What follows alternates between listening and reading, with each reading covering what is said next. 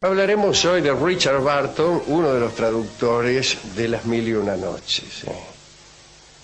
Aquí podemos empezar recordando aquellas fábulas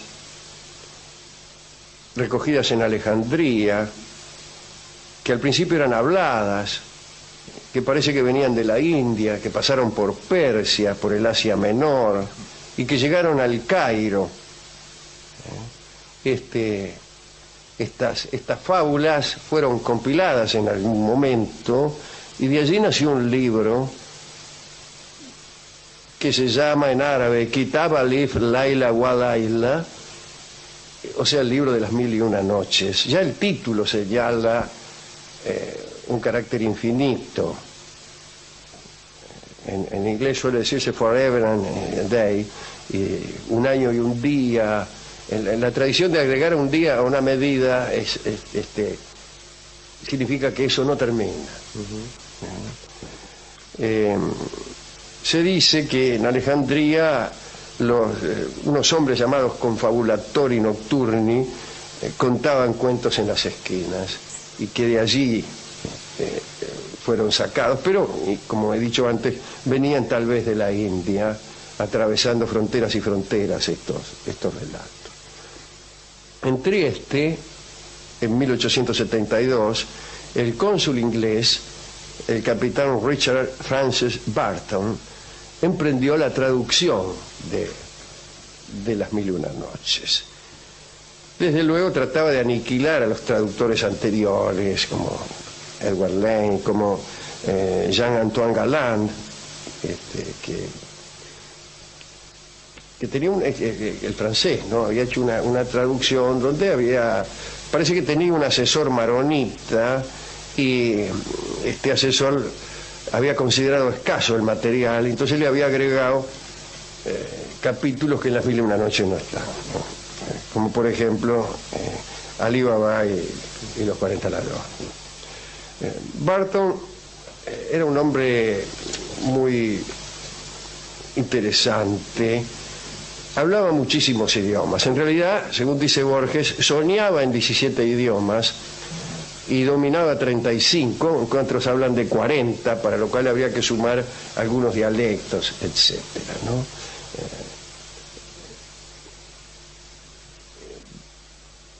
Alguien había dicho alguna vez que era perfectamente inútil saber muchas lenguas si uno no tenía nada que decir, ¿no? Decía que había gente capaz de no decir nada en muchísimos idiomas.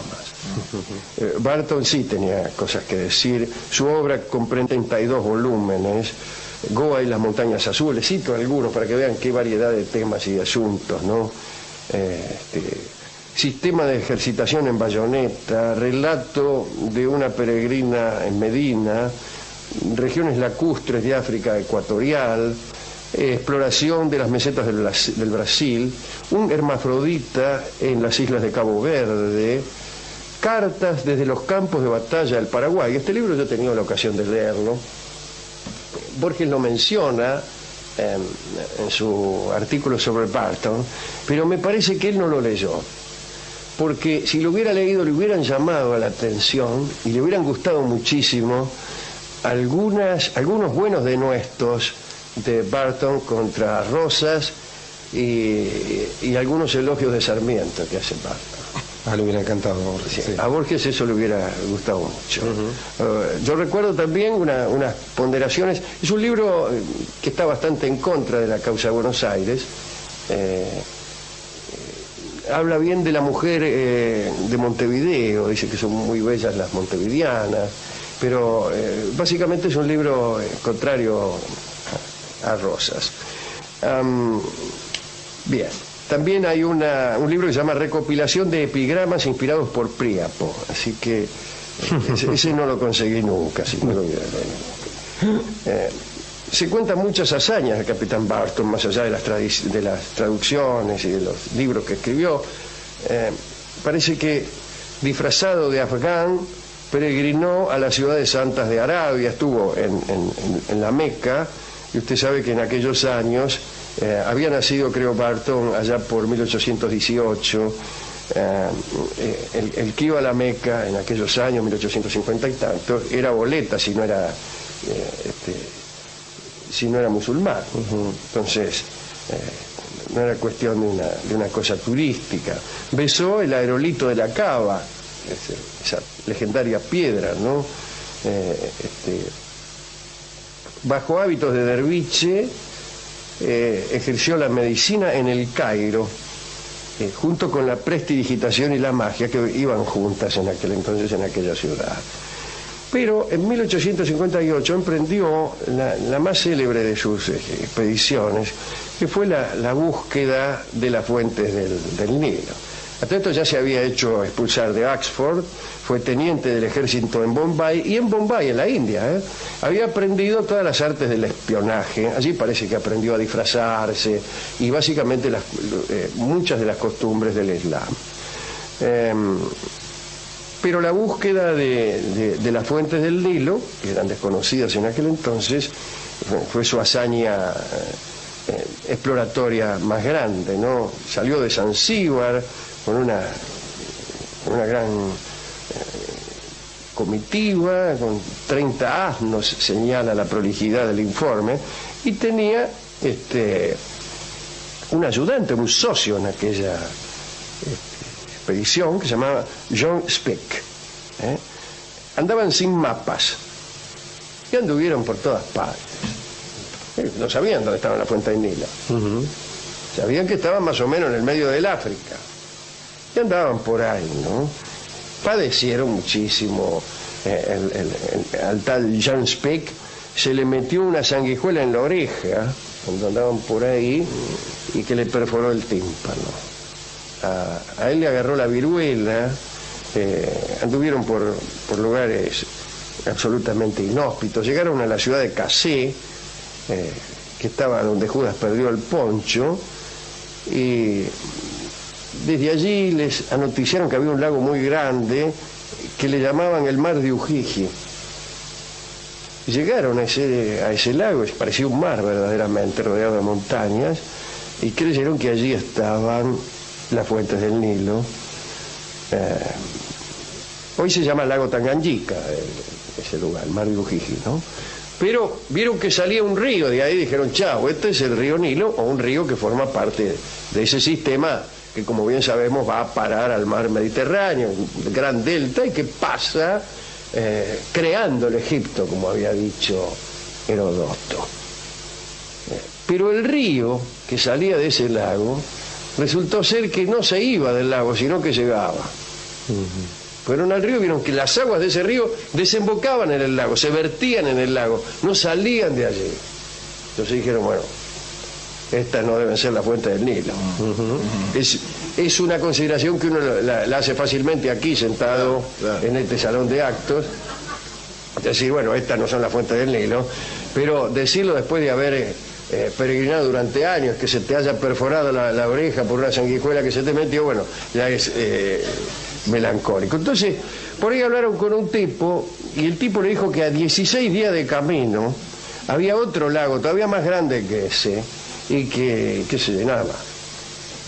Entonces Speke dijo, vamos, que yo, pero Barton ya estaba cansado, y le dijo, anda vos. Y Speke fue y encontró efectivamente un lago tan grande que, según decían, iba hasta el fin del mundo, ¿no? No era para tanto, pero era el lago que hoy se llama Victoria. Ese nombre se lo puso Speke. Y volvió a donde estaba Barton y le dijo, che, mirá, encontré un lago muy grande, no sé si será la fuente del Nilo, porque ¿cómo puedo saberlo? ¿Qué hago? Empiezo a agarrar por cada uno de los ríos que aparecen por ahí a ver a dónde voy, hasta que aparezco en Alejandría. Es una... hay que hacer 6.700 kilómetros. Bien. Pero quedaron en regresar a Londres y hacer un informe con estas cuestiones.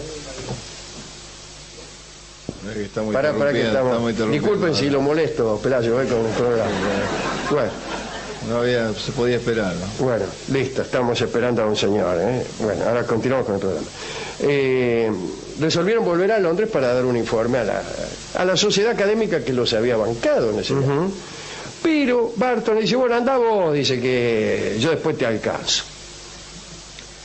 Y resulta que quedaron en no decir nada, en dar cuenta de los descubrimientos que habían hecho, pero no podían decir que habían hallado la fuente del Nilo porque no lo sabían. El Speke cuando llegó a Londres, lo primero que hizo de una conferencia de prensa y dice: encontré la fuente del Nilo. Y el lago, el mar de Ujiji, qué sé yo, encontré. Sí, atribuyó él todos los éxitos. Más tarde Speke murió en un episodio, parece que se suicidó finalmente. No importa, el caso es que esa fue la aventura mayor de Barton como explorador, y tuvo otra, le pasaron muchísimas cosas. Ahí en el cuerno donde viven los somalíes, le atravesaron la mejilla de un lanzazo. Venía de Harar, la ciudad vedada a los europeos, que queda en Abisinia. Abisinia es un país que ahora se llama Etiopía, queda en el cuerno del África, ¿vio? A la derecha del África, que tiene como un cuerno, ahí queda. Bueno, ahí le atravesaron la mejilla de un lanzazo. No sé si una o las dos. Mejor queda las dos, ¿no? Total. Estuvo también con los caníbales del Dahomey y hubo rumores de que había comido carne humana. Que es lo que se desayuna en aquel tiempo se desayunaba en el Dahomey. Odiaba Barton la democracia y el cristianismo. Amaba el Islam y amaba a Lord Byron. Escribía desde el amanecer en un vasto salón que tenía en su casa con 11 mesas, y en cada uno de esos escritorios había material para un libro. Así que trabajaba a veces en 11 libros distintos. Aprendan aquellos que para completar un artículo de 60 líneas están 3 meses. Digo, señalándome. Fue amigo de Swinburne, y la primera edición que hizo de esta traducción de las 1001 noches, que encaró en Trieste cuando ya era un hombre grande, la primera edición fue limitada a 1000 suscriptores, que formaban parte del Barton Club, ¿no? Había un compromiso de no repetir. Quiero decir, de que esos 1000 ejemplares no iban a ser reeditados jamás. Y efectivamente así fue, porque las reediciones tenían alguna omisión. Y aunque quieran pasar por integrales, no lo son. Siempre hay algo omitido para cumplir con aquella promesa que le hicieron los tipos del Club Barton, ¿no? Hay algunas dificultades que señala Borges sobre el efecto que estos relatos causaban en el mundo occidental y la diferencia con el efecto que causaban en el mundo del que provenían. Y dice el amigo Borges que los árabes apreciaban, por ejemplo, que una ballena muriera al escuchar el grito de un hombre. En cambio, los señoritos ingleses que leían a Barton apreciaban que hubiera hombres capaces de dar crédito a la capacidad mortal de ese grito.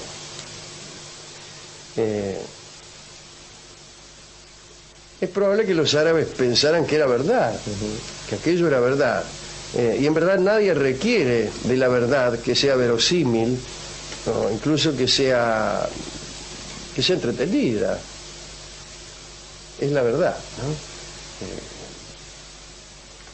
Por ejemplo, pocos lectores del libro Vida y Correspondencia de Carlos Marx piden, qué sé yo, simetría. Se cuenta la vida y la correspondencia de Marx, no tiene por qué ser simétrica, que cumplir con estructuras atrayentes. Bien, este era el capitán Barton. Debe indicarse lo siguiente: para que los lectores no se le fueran, Barton añadía cosas que él sabía que eran atrayentes, ¿no? Y las agregaba bajo la forma de notas explicativas de las costumbres de los hombres islámicos, y especialmente se detenía en las cuestiones eróticas. Barton, cuyo primer ensayo había sido un informe sobre los prostíbulos de Bengala, era muy idóneo en esas descripciones. Hay 300 notas en cada volumen. Hay ejemplos, en defensa de los castigos corporales, otras que son ejemplos del respeto islámico por el pan, otra que habla de los pelos de las piernas de la reina Belkis, otra que es una teoría y práctica oriental de la ingratitud, otra que se refiere al pelaje preferido de los ángeles, que creo que es el pelaje overo, un pelaje mal visto, salvo en el Fausto de Estanislao del Campo. Mitología de la secreta noche del poder, diatriba contra el régimen democrático, no son notas, ¿no?, que están al pie. Noticia de las partes pudendas del musulmán, que son en el hombre lo que va del ombligo a las rodillas, y la mujer de pies a cabeza. Hay también una ponderación del asado argentino. Hay una nota que es molestias de la equitación cuando la cabalgadura es humana. Y finalmente un proyecto de cruzar mujeres con monos para lograr buenos proletarios.